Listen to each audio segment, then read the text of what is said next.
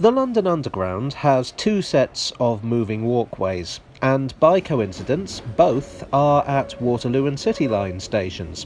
I'll let you guess which stations. As with so many oddities of the Underground, this one came about because the tube wasn't planned as a coherent network, but was formed out of a whole bunch of separate lines serving London. Nowhere is this more obvious than Bank, which frankly needs its own line to get from one platform to another, and that's before we've brought Monument into the mess. The first line to reach Bank was the Waterloo and City Railway in 1898. 2 years later it was joined by the City and South London Railway, which is now part of the Northern Line, and the Central London Railway, which is now the Central Line. In the interests of convenience, the three-line stations were connected, but the only way from the central platforms to the Waterloo and City was via a long corridor. It was not only tiring, but led to overcrowding. Passengers from one train would still be in the station as the next one was arriving. To improve the speed of passenger flow, and to save poor commuters' tired little legs, 1960 saw the installation of the first Travelator in Europe. The Travelator, or moving walkway if you want to be boring, was first demonstrated in 1893 in Chicago at the World's Columbian Exhibition. The idea was put forward as a solution to the bank problem as early as 1903, but for some reason it took 57 years to get done. The old corridor was augmented with a staircase for energetic types.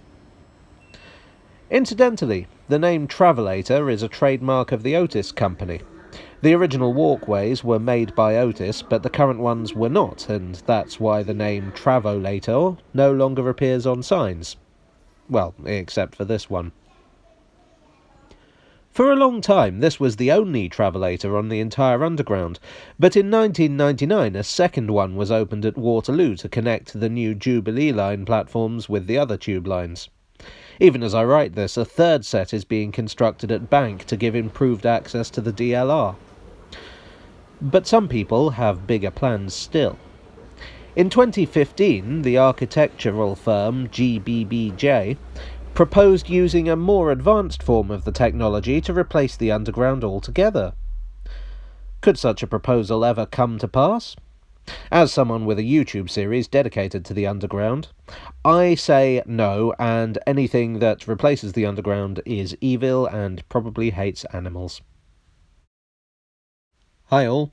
Thanks for watching this fast-moving episode of Tales from the Tube. I hope you enjoyed it, and if you did, there's a like button and a subscribe button. Do you like the Travelators? Do you ever do that thing where you walk in the opposite direction so it looks like you're standing still? Is the idea of replacing the Underground with Travelators really so mad? Or is it doomed to fail due to thousands of people doing that thing where they walk in the opposite direction so it looks like they're standing still? Let me know in the comments, and I'll see you soon for another Tale from the Tube.